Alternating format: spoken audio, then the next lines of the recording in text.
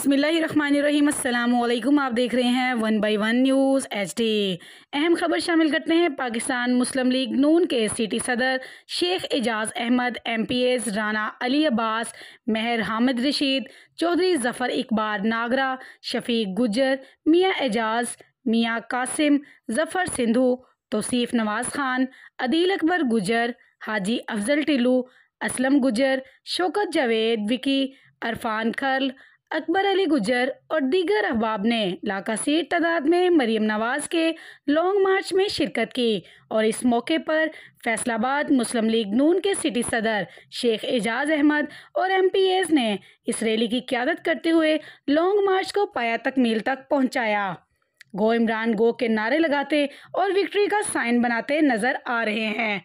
एक बार फिर आपको लिए चलते हैं। पाकिस्तान मुस्लिम लीग नून के सिटी सदर शेख एजाज़ और MPs ने रैली की क़यादत करते हुए लॉन्ग मार्च को पाया तकमील तक पहुंचाया और रैली में गो इमरान गो के नारे लगाते और विक्ट्री का साइन बनाते नज़र आ रहे हैं। मज़ीद ऐसी खबरों से बाखबर रहने के लिए देखते रहिएगा हमारा चैनल 1 बाई 1 न्यूज़ HD।